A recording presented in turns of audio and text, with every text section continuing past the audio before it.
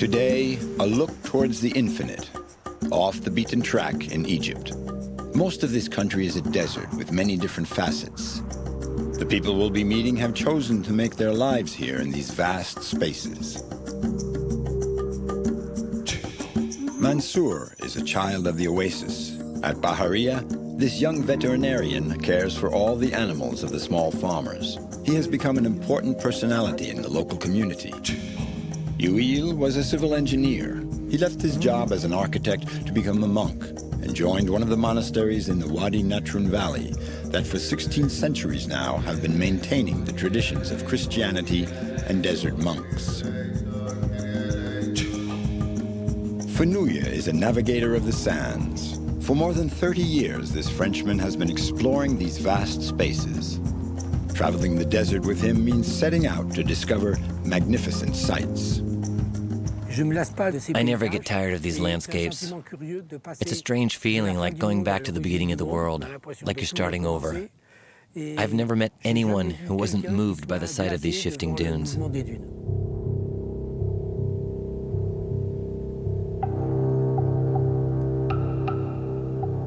Sahara. In the Arabic language, this word does not mean a region or a territory. It simply means desert. Just as the word ocean doesn't designate a specific body of water. From the banks of the Nile to the shores of the Atlantic, this one desert, under different names, stretches over a large part of northern Africa. It covers 2/3 of Egypt up to the Libyan border.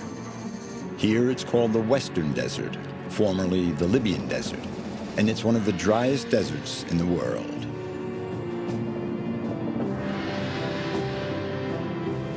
The ancient Egyptians considered this desert an evil kingdom.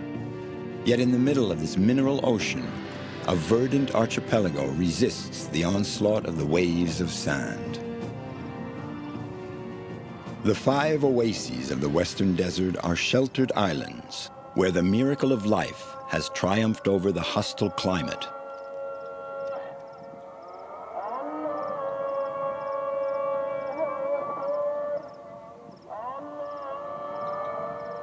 Living in an oasis means working the land. Here, farming, trade, and prayer set the rhythm of life. People leave for the fields every morning at the same time. They cultivate the land the same way their ancestors did. The path of life has already been traced for these men and women, and they follow it not out of resignation, but out of respect for tradition.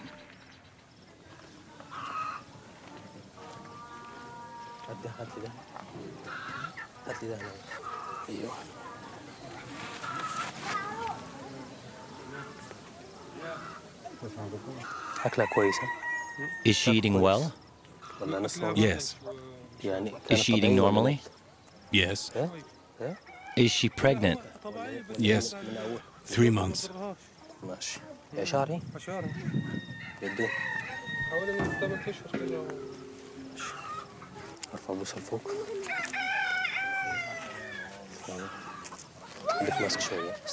At Bawiti in the Bahariya Oasis, everyone knows Dr. Mansour. He's from Bahariya himself, and he's the only vet in town. For the farmers raising a few animals here, Mansour is a godsend.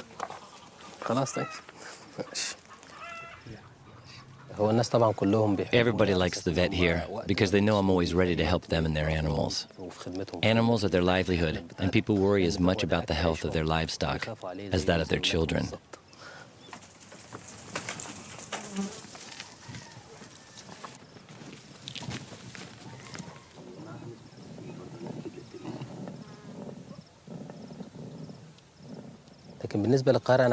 After I finished my studies in Cairo, I tried to work there, but all I got were offers in pharmaceutical companies, and that didn't interest me.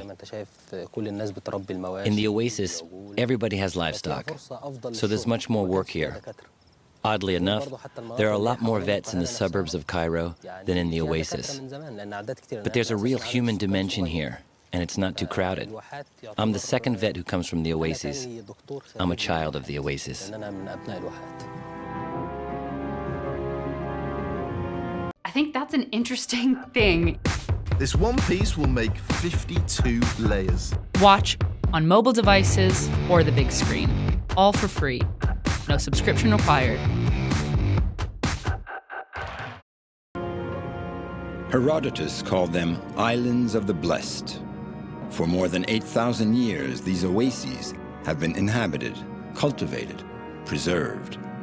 Long isolated, the people of Siwa used to live in a town constructed of mud brick, nicknamed the City of Mud. A series of torrential rainstorms in the heart of the desert brutally transformed the past into a heap of ruins.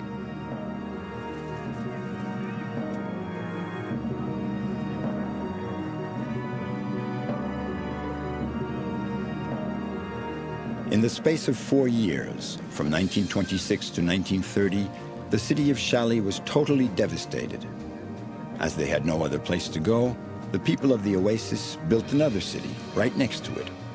And life goes on, more or less as always.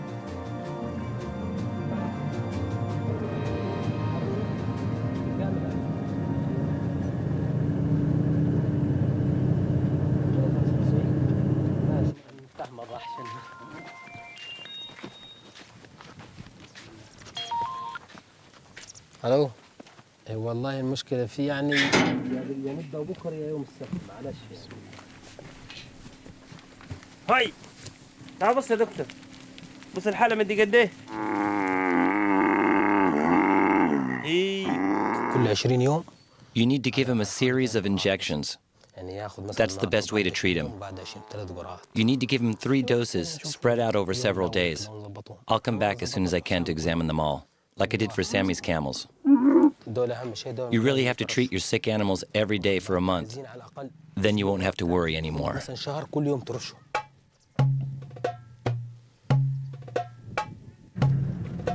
شكرا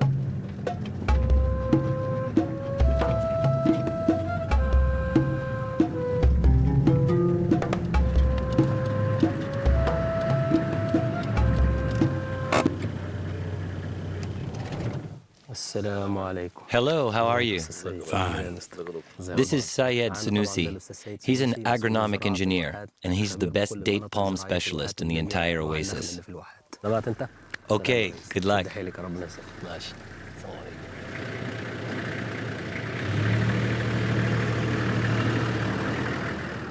Maybe God created the desert so that man could appreciate the date trees, mused the author Paulo Coelho. There are 1,500,000 date palms in Bahariya. Dates are the leading product of the oasis. Here, everyone believes that the date palm benefits from special divine grace, and they all take very good care of this legendary tree. The date palm is like a human being. It's like a woman. Up until the age of about 45, she's fertile. Well, it's the same with the date palm. After 45, the female date palm no longer produces. And even if there is fertilization, the tree won't yield any fruit.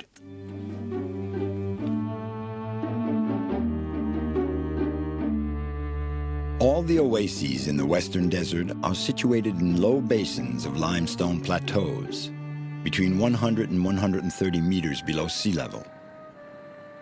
And in this geological configuration, the groundwater just gushes up. At first, this hot water that comes from deep within the earth flowed naturally. And then, as needs grew, other methods were needed to ensure the supply of water. An oasis is a natural environment structured by man, with a whole system of technical and social management of the resources. In the Bahariya Oasis, there are 86 machine-dug wells and 243 natural wells.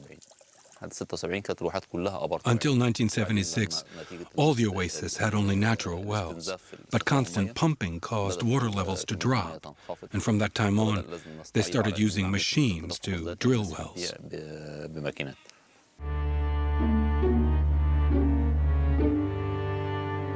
It's not your garden variety dandelion that can go out and live in the Sahara, said Theodore Monod, a great connoisseur of the desert. And yet, in the oasis, the work of man has made some inroads into the desert. On the other hand, they've had to dig deeper and deeper to reach new water levels. Some investors are even trying to drill 1,200 meters into the subsoil. They dream of transforming these vast arid zones into fertile land, dreams that often last only a few seasons. The desert ground retains nothing. It has no memory, whereas for millennia, the land has been intensively worked in the same way.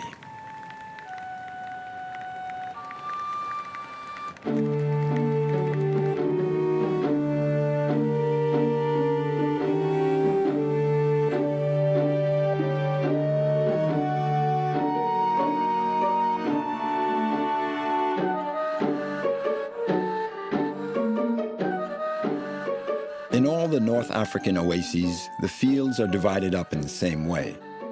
From small plots to fruit and palm tree plantations, everything is organized around the irrigation. And the organization of the water sharing remains an intangible rule of life. Tafoya has to irrigate regularly, twice a week in winter and every day in the heart of summer. It's painstaking work that no machine can do, and the tools they use haven't changed for centuries. Every plot of land is about 3 by 3 meters, and I have quite a few plots. I have about 100 to irrigate on this side and about the same number on the other side of the road.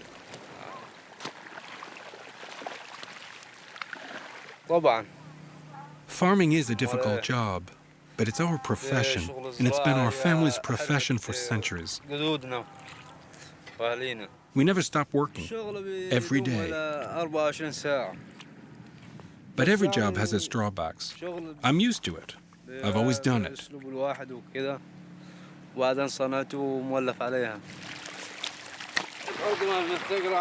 And when you do your job well, you can hope for good results. As the proverb goes, every effort has its reward.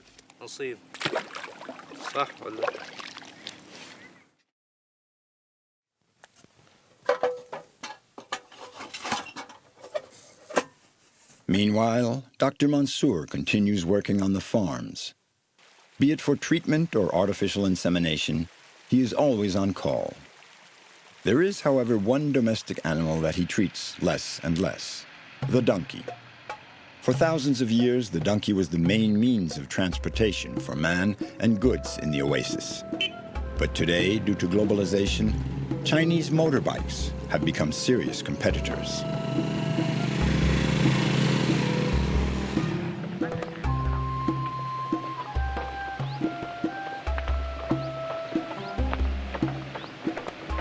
Even in the heart of the desert, life is changing.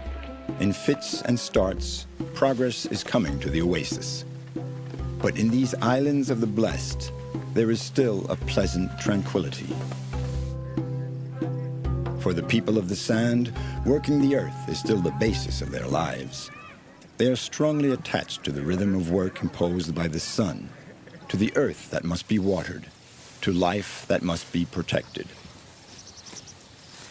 The desert surrounding us is vast and it protects us a little.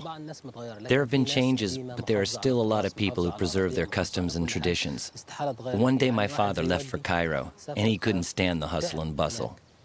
When he came back, he said something I liked a lot. He told me, if there's paradise on earth, it's the oasis. I couldn't live anywhere but in the oasis. And here, as the saying goes, I'm like a fish in water. And it's true. I couldn't live anywhere else.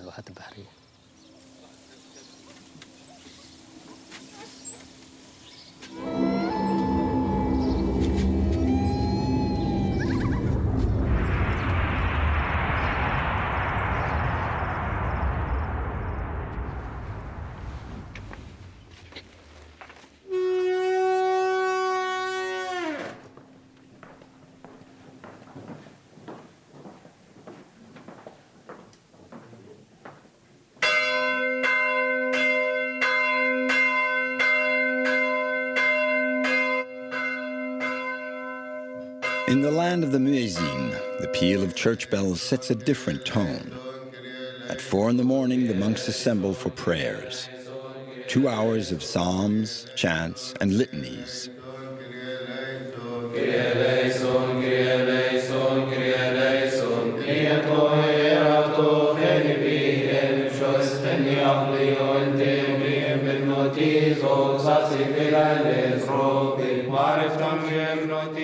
The history of Christianity is closely linked to the history of Egypt. According to the Bible, the Holy Family took refuge here after the birth of Christ. So the Son of God spent the first years of his life on Egyptian soil. A few centuries later, the early Coptic Christians cite the Holy Family's flight into Egypt as proof that Christianity was born here. The fine points of doctrine aside, one thing is certain. Over time, thousands and thousands of monks have taken the vow to live here and consecrate their lives to meditation and prayer. Today, monastic life is attracting more and more candidates. And in light of their former lives, these men do not make the decision to enter the monastery lightly. Father Yuil is one of the abbey's 120 monks. He's been here for 13 years, after leading a rather interesting secular life before. I was born in Mansour. I grew up there and I studied there, in a school of civil engineering. And after I got my engineering diploma, I worked for a few years in Argada and then El Guana. I worked for several different architectural firms. And then I decided to become a monk because I wanted to spend the rest of my life in God's presence. I wanted to live in a place like this. Here I'm completely happy. And I think it's the best decision I ever made in my life.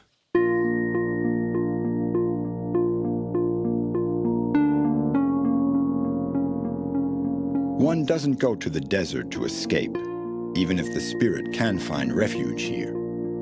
The Christians of the Orient settled here in order to pray in total peace.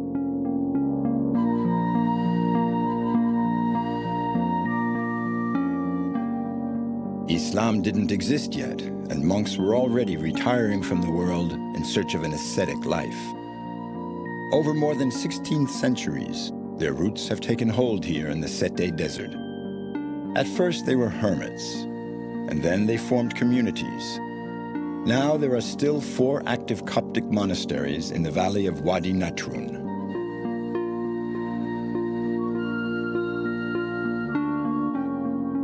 For these desert monks, the isolation and living in caves like the early hermits belong to the distant past. Now they live in communities. Their cells are much more comfortable, but no outsider is allowed to enter them. They follow the rules of monastic life to the letter. Monastic life follows 3 rules: poverty, obedience, and chastity. Poverty allows detachment from everything. Chastity fosters purity of body and spirit.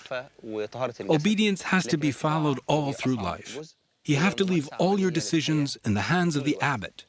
Obedience is without question the most difficult of the rules.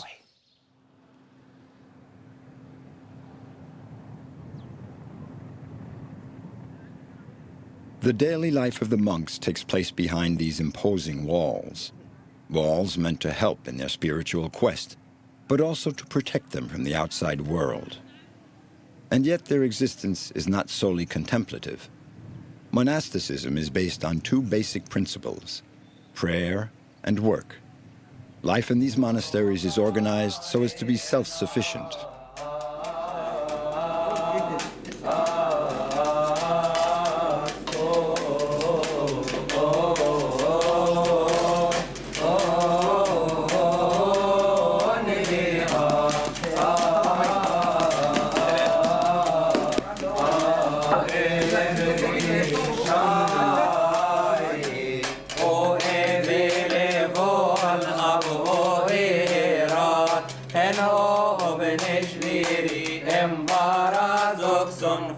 Before becoming a monk, candidates have to prove themselves over several years. Novices wear a blue or brown robe for the first 2 years, and then a white one for a year or 2.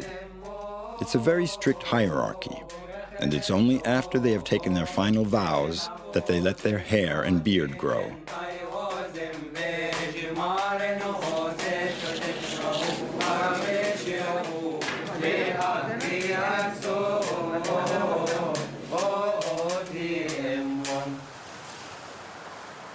There are 120 monks in the convent of St. Pichoy, but there are at least 400 lay workers there as well.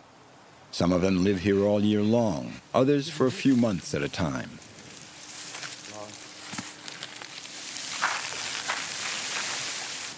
We give him the work because if he gets the work here, he gets money for his family, to feed his family, and he spends good time in desert, in monastic life, because we let them pray, we let them confess, we let them share our life.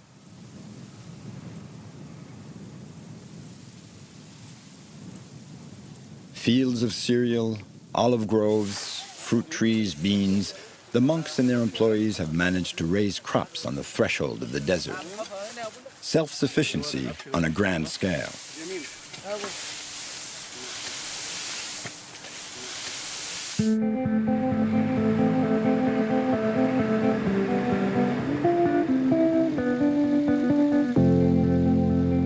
A monastery operates like a business with a variety of activities. It's more than a community.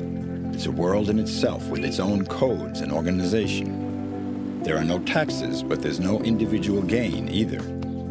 Everything is for the collective good. They've been in this spot for more than 16 centuries. Yet these monks have come a long way since the year 390 AD. They're not afraid of progress, and their skills acquired before they enter the monastery are put to good use on new development projects.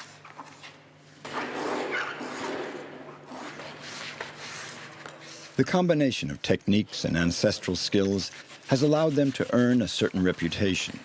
The influence of the Christians of Egypt means an economic influence too. And on this point, the monks are actively involved. Obviously, we make use of technology, cell phones and computers. A lot of monks use the internet. Almost all the monks have had higher education. Today we can master technology and not let it master us, and it's essential to understand the difference.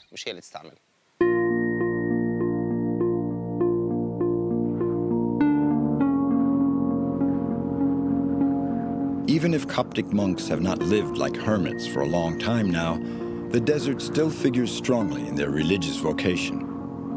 They make regular retreats here alone for a few days or weeks to meditate and carry on this tradition.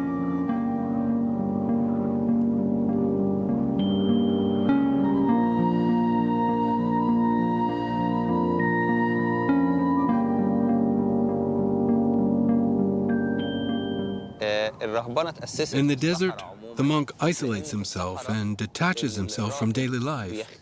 He lives only for God.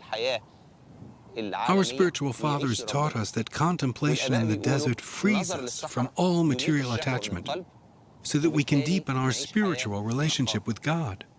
Obviously, a person who can't adapt to the desert won't be able to bear this isolation. But on the whole, the desert encourages personal growth. Here, we are in peace.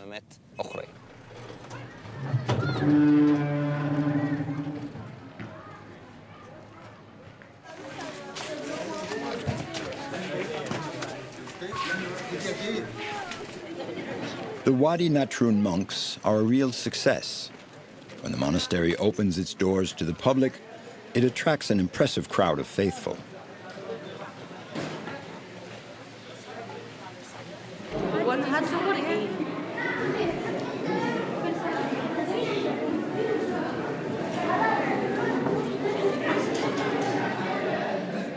The monks are seen as the cement of this religious community. Their continuous presence down through the centuries and their resistance to persecution are seen as a symbol of immortality.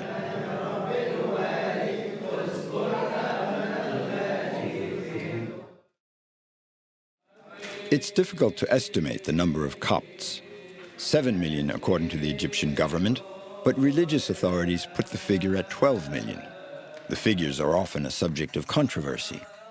But Egyptian Christians are attached to their particularities, and for them, coming to these monasteries is like making a pilgrimage.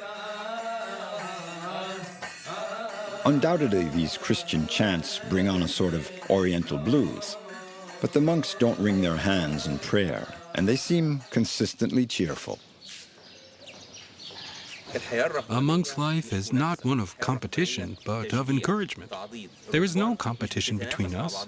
There is a collective spirit where everyone can develop his own spiritual life. Our community is part of this world, a part protected by the angels. Angelic life has no definition.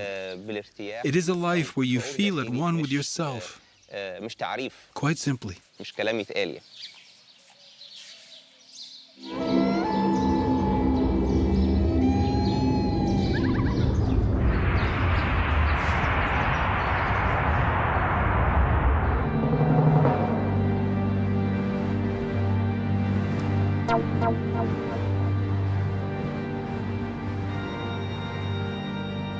Even though it's arid and desolate, the desert has many faces. Sometimes man is tolerated here on the condition that he's willing to show humility before the harsh elements.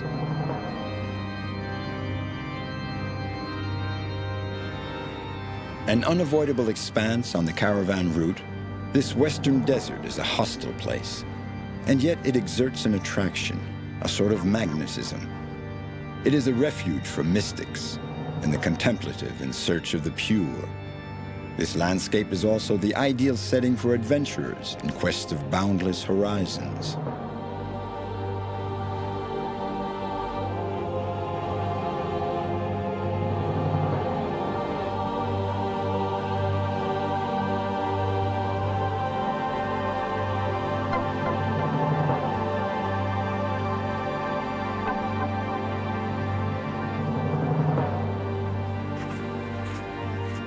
Nobody knows this man's name, but his nickname is well known.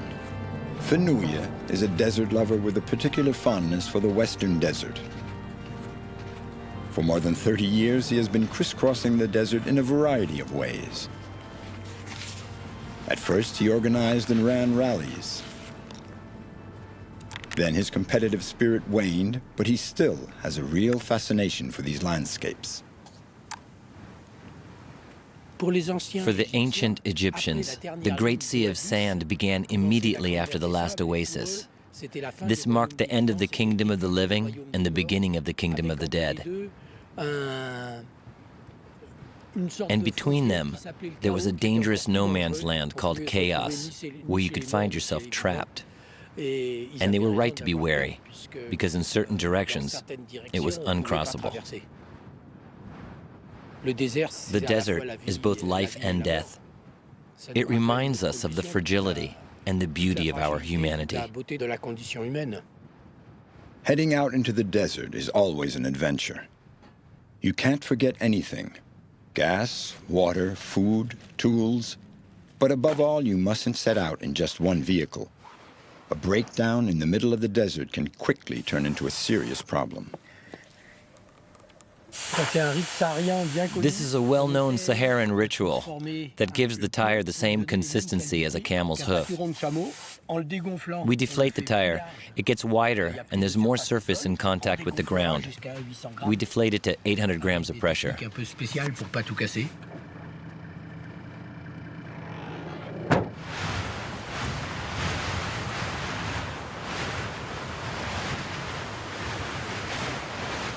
The desert is a sort of solid ocean, and there are many similarities between the sea and the desert. The chain of dunes is like a series of rollers on the sea, and rather than driving, you feel more like you are navigating as you set a course to make your way across this sea of sand.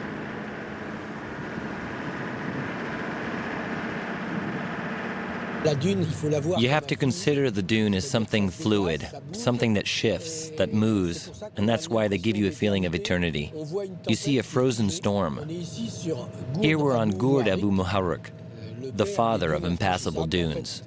Abu means father, but I prefer to say mother. It's prettier. It represents the mother, maternity, and Mother Ocean because it's vast like an ocean. So I'm bending the rules, but why not? It stretches over 550 kilometers, so it's the longest chain of dunes in Egypt, in the Sahara, and probably in the world. I never get tired of it. I like discovering it on foot, by camel, motorcycle, or car. Different pleasures, but equally profound. Being in the desert means choosing your route, studying the difficulties, and trying to evaluate them correctly.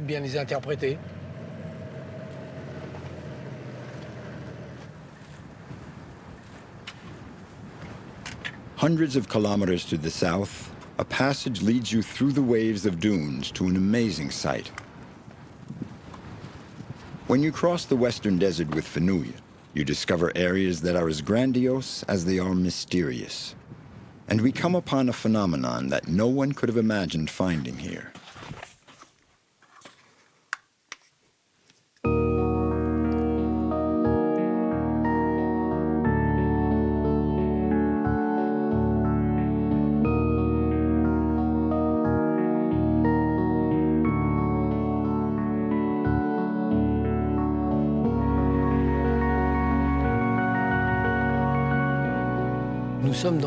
Here, we're in the only limestone cave in the Sahara.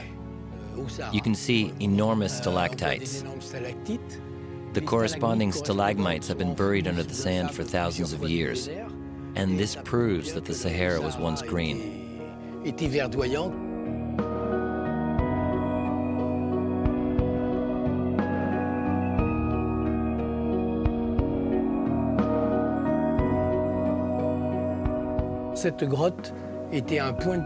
This cave was a mandatory stopover for caravans for two reasons. There was water in it, that was important, and because it's situated 15 kilometers from a passage where the camels can get through the dunes. A German explorer rediscovered it in 1873, but it didn't interest him. He didn't note its geographical location. Much later, in 1991, another German rediscovered the cave. But now, the water's gone.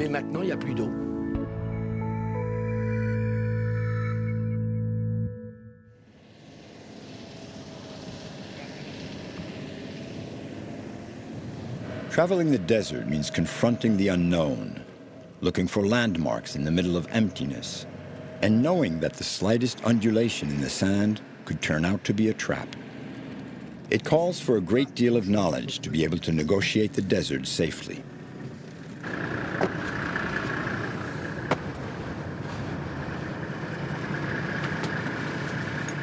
One miscalculation, and the car stops short. In the second vehicle, Karim, the second driver, Rushdie, the mechanic, and Saeed, the cook, are bogged down. 3 times, 5 times a day, they have to help each other out of these sand traps. Karim, tell us when you're okay. Okay, let's go.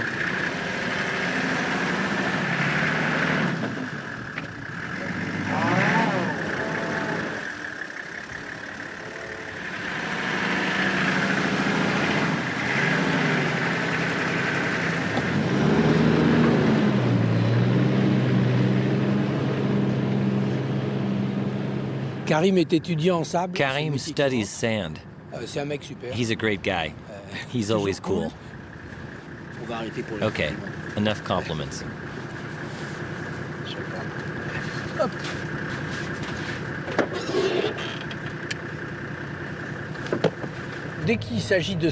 When you're in the sand and the dunes, you need 2 vehicles because anyone can get into trouble. You can fool around when you're done, but not before. You never know what might happen.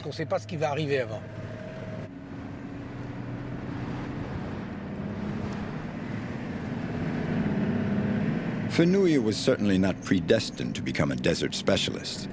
He had a degree in philosophy and became a journalist. While working on a story in Algeria, he discovered the elegance and freedom of the shifting dunes. That was almost 40 years ago, and from that moment on, his love for the desert grew stronger and stronger. Here you feel like you're at the beginning of the world. There's something magical about these rocks and the soft sand.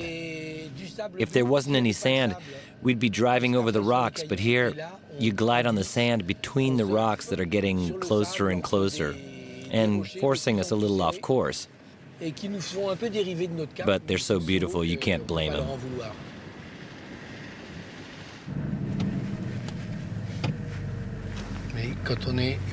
When it hits the rocks, the wind moves the dune in a different way. It digs into it. Like when you're at sea, you have to be careful near the reefs because of the whirlpools. Here, too, you can find dune whirlpools, and sometimes you find hollows that can be a little dangerous. When I discovered this place, it sounds a little pretentious to say discovered. It's simply that there was no logical reason for the nomads to pass this way. And when you see a place with no cairn, no stone markers, that means no one's come through. I came this way for the fun of it, and when I found this place, I called it the Halong Bay of the desert. All these rocks change the way the wind blows on the dunes. The dunes separate and keep drifting, showing how sand is fluid. It passes between the islets, like currents running between the rocks in Halong Bay. The sand continues on its course. This landscape is unique.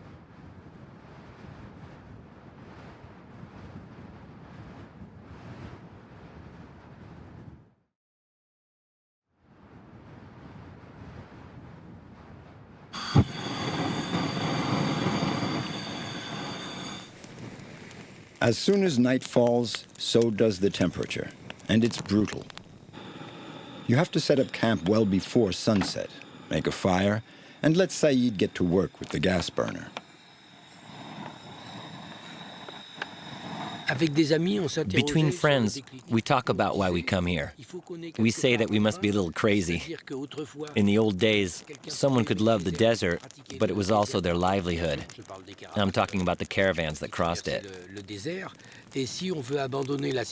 But if you want to abandon civilization and comfort in search of danger and thrills, as well as the love of nature, there's nothing rational about it. It's a passion, like for the ocean and the mountains. You accept the hardships, because it doesn't matter how you travel. Sooner or later, the vast desert is always going to give you problems.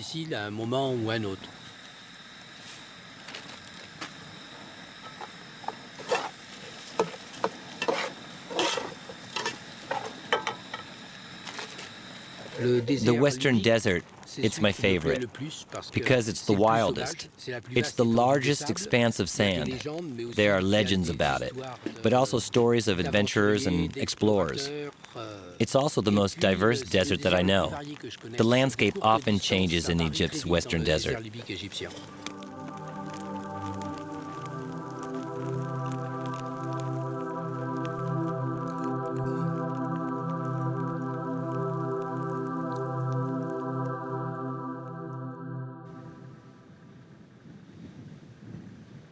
Sometimes the wind and the sand give birth to strangely formed knolls, to dunes with perfect curves, or to beds of rocks sculpted like blades.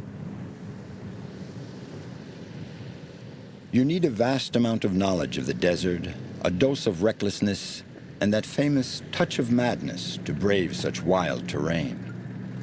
Even though there's no proper marker, this is the only way through. This gully has a drop of more than 120 meters.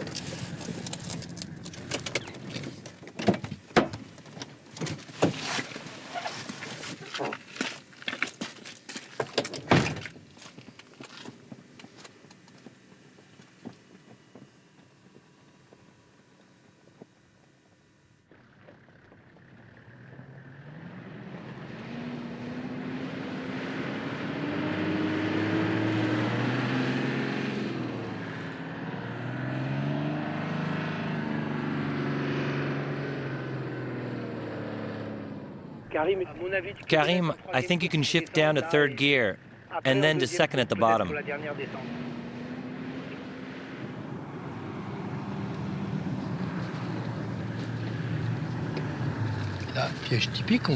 Here you have a typical trap. When you see a dune with a very steep slope, you have to watch out not to crash into the rocks.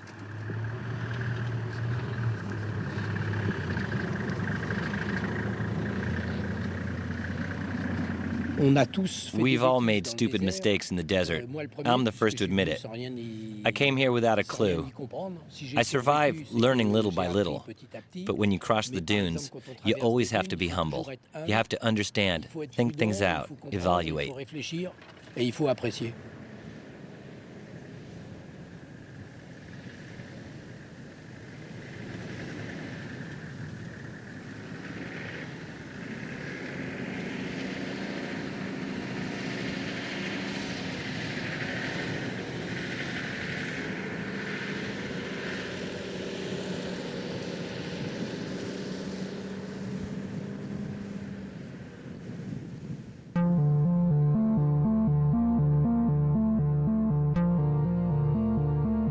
Burning hot when the sun is at its zenith, freezing cold in the middle of the night, the desert is a land of extremes. What artist could have conjured up such incredible settings where the light completely changes the perspective, where pretentious little outcrops break the dune's flowing curve? In the desert, you're sure to find landscapes that are impressive, moving, or depressing, depending on the traveler's mood.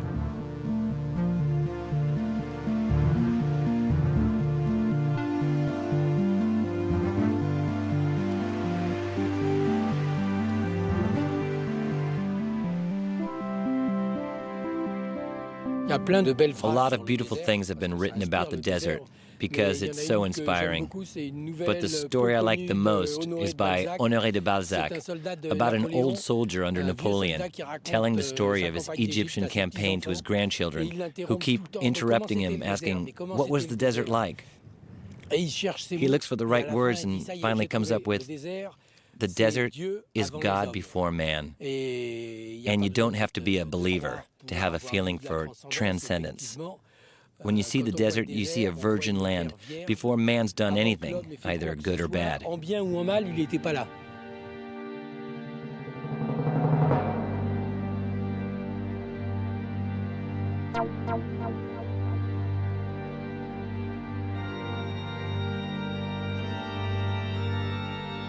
After 5 days of pure desert, this sign of life looms up like a mirage.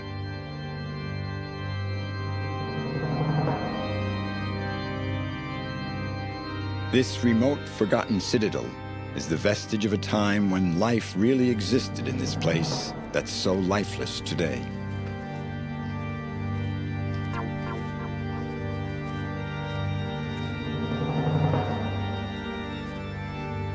What happened? Why did men construct this fortress, and why here, in the middle of nowhere? This is the biggest fortress built during the Roman colonization around 2,000 years ago. The Romans occupied Egypt for 400 years, and this fortress was used to protect the caravans. There were major Roman garrisons here. The place was called Ain-Dabadib, the Well of the Scorpion. It was abandoned 500 years ago because the wells dried up.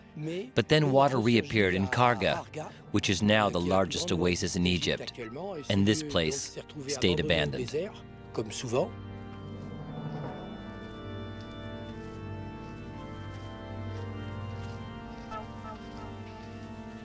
It might have been the last place where Cambyses' army passed through.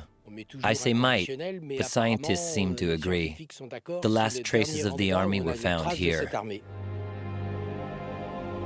In 525 BC, Cambyses, the powerful king of Persia, after conquering most of Egypt, sent his army to the oasis of Siwa to subjugate the oracle of Amun. But then, a unique occurrence in history. That army of 50,000 men vanished. For a long time, people thought it was a legend.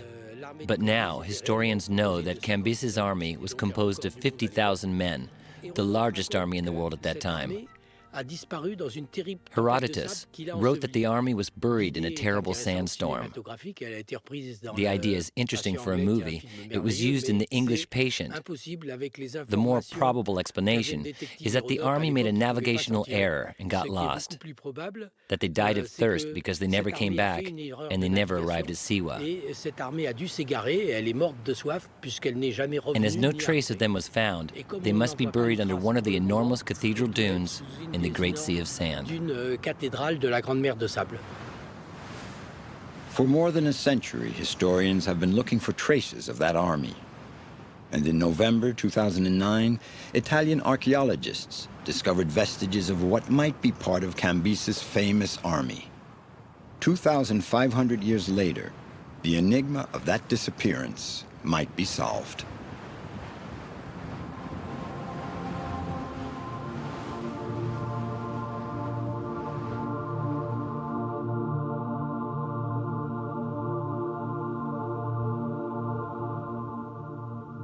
People have become interested in the desert fairly recently. As long as only caravans crossed it, nobody, or almost nobody, ventured off the camel routes. It was not until the beginning of the 20th century that the first explorers began to venture in, thanks to the automobile. And those scientific expeditions were hunting for the lost oasis, called Zerzura. That paradise on Earth contained a city sheltered in the heart of steep cliffs. And the myth of the lost oasis still preserves all its mystery.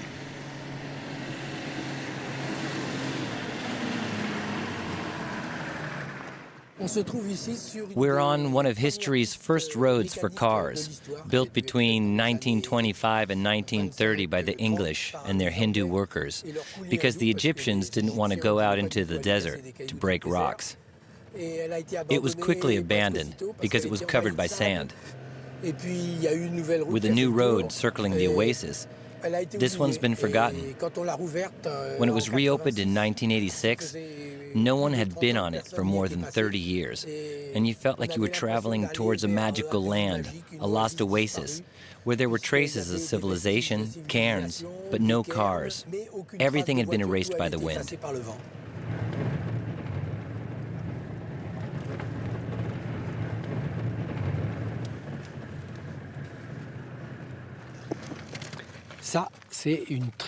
This is a beautiful barcan. This dune has three characteristics. It's the fastest moving dune in the world, it has a crescent shape, and its two tips advance. On the average, a barcan can move 5 to 12 meters a year. That's 75 meters a century. What's more, it can give birth. At the tip, a little pile of sand appears that then becomes another crescent that grows.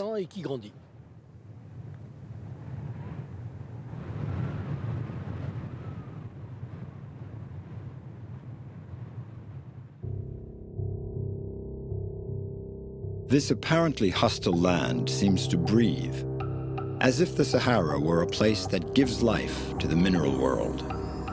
After days of traveling, after making a big loop from east to west in a multiform desert, Fanuya finally arrives at what he considers the most beautiful sight of all, the Great Sea of Sand. All of a sudden, infinity is within reach. I never get tired of these landscapes. It's a strange feeling, like going back to the beginning of the world, like you're starting over. I've never met anyone who wasn't moved by the sight of these shifting dunes.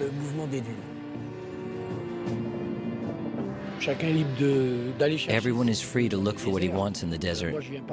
I don't come looking for solitude. I'm very close to my family and friends. But when I come to the desert, I enjoy this total contrast. When I'm in the civilized world, I get the morning and evening papers and devour all the news. When I go back to the desert, I do without the news for a month. I come back and I ask, which old fools died? But I'm not being heartless. It's just that I get the feeling that the world hasn't changed much. There's always just as much misery, just as much happiness, as much beauty and ugliness, and I took advantage of the beauty and the peace of the desert, which cleansed my soul.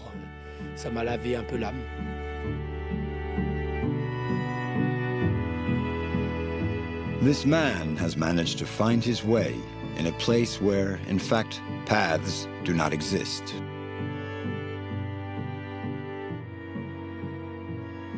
The desert makes me think of a mystic Tuareg song that ends with, "He who dies of immense love needs immense forgetfulness." Only passionate love, or the desert, could inspire a phrase like that.